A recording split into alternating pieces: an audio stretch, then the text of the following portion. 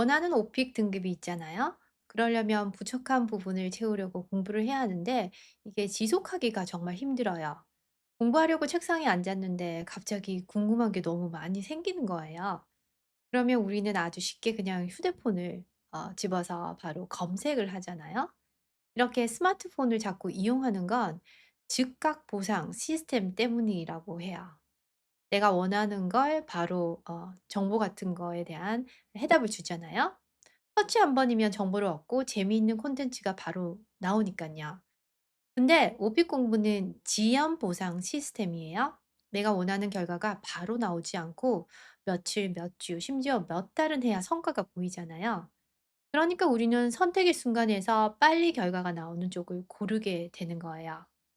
그럼 오늘 영상에서는 의지력이 없어도 내가 오픽 공부를 미루지 않고 지속할 수 있는 3단계 자동화 공부법에 대해서 알려드리겠습니다.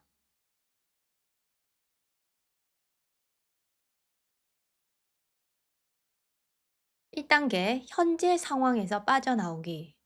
공부하다 보면 그 배우 이름 뭐였더라? 친구가 아까 카톡으로 뭐라고 했지? 오늘 미세먼지 농도는 어떻지? 날씨는 어떻지? 이런 생각이 들 때가 많아요. 그러면 그 순간 휴대폰으로 확인하고 싶잖아요.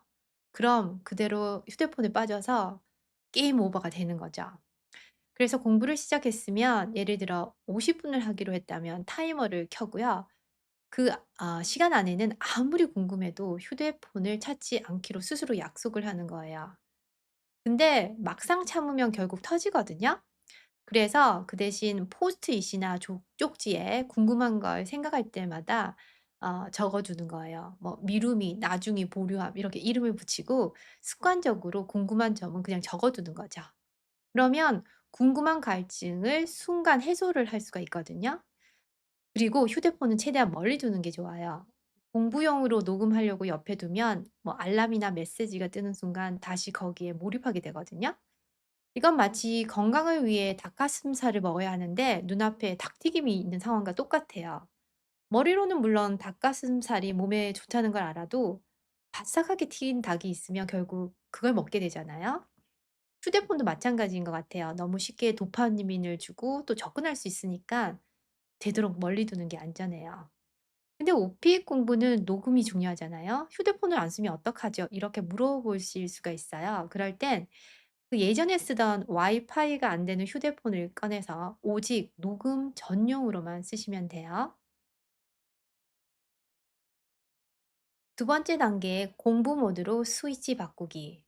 우리가 쉬는 모드에서 공부 모드로 들어갈 때는요. 처음에는 저항감이 있어요. 그래서 내 저항을 제로로 만드는 게 핵심이거든요. 그리고 운동을 할 때도 마찬가지죠. "운동해야지."라고 하면 하기 싫어지잖아요. 그 대신 요가 매트를 깔고 운동 앱을 켜는 그런 아주 작은 시작점을 만드는 게 중요해요.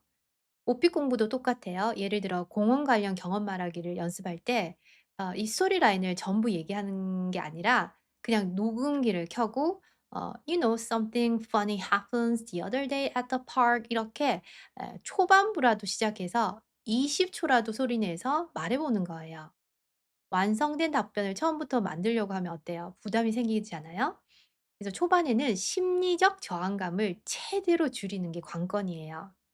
중요한 건 완벽한 결과가 아니라 시작했다라는 경험을 만드는 거거든요. 이 경험이 쌓이면 내가 이미 공부를 하고 있네라고 인식을 해서 그 공부하는 저항감이 줄어들고 자연스럽게 공부 모드로 전환이 된대요. 그리고 하다 보면 이 관성이라는 게 작동해서 이 하던 즉 공부를 하는 행위를 계속 하게 되거든요. 그래서 초반은 최대한 저항감을 없게 만드는 게 관건입니다. 3단계 생각하기 전 자동화시키기. 이걸 너치라고도 하는데요. 무의식적으로 행동하게 만드는 환경을 세팅하는 거예요.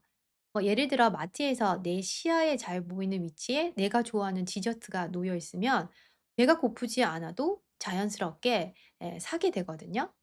또 에어컨 스위치 옆에 절점 이퀄 환경보호라는 이런 스티커를 붙여주면 사람들이 무의식적으로 에어컨을 덜 켜게 된다는 연구가 있어요. 이 원리를 우리가 오픽 공부에 한번 적용을 시켜보는 거죠. 집안에 오픽 전용 자리를 하나 만들고요. 그 자리에 앉는 순간 공부 모드가 발동되도록 습관을 만드는 거예요. 책상 위에는 그날 공부할 자료를 미리 펼쳐 두고요. 펜, 노트, 교재까지 다 세팅을 미리 해 두는 거죠. 노트북이나 태블릿 첫 화면은 유튜브 대신 오픽 관련 자료가 뜨게 세팅을 하고요. 또 외출을 하게 된다면 휴대폰은 가방 깊숙이 넣고 손에는 오픽 단어장이나 프린트물을 이불러라도 들고 다니는 거예요.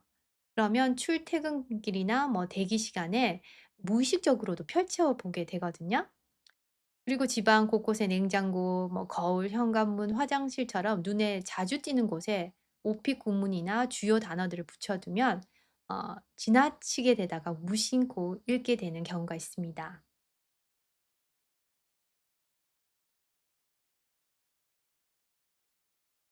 오늘 내용 한번 정리해 보면요. 첫 번째, 현재 상황에서 빠져나오기. 궁금한 건 포스트잇에 적어두고요. 되도록 휴대폰은 공부하는 동안 멀리 두기고요. 두 번째, 공부 모드로 스위치 바꾸기. 내 저항이 없는 아주 쉬운 시작점을 만들고 중요한 건 시작했다라는 경험을 쌓는 거예요. 셋째, 자동화하기. 환경이 나를 대신 공부하도록 그렇게 시각적, 물리적으로 세팅을 해두는 거죠. 이렇게 하면 의지력이 없어도 오피 공부 효율이 훨씬 높아질 수가 있어요. 꼭 실천해 보시길 바랍니다.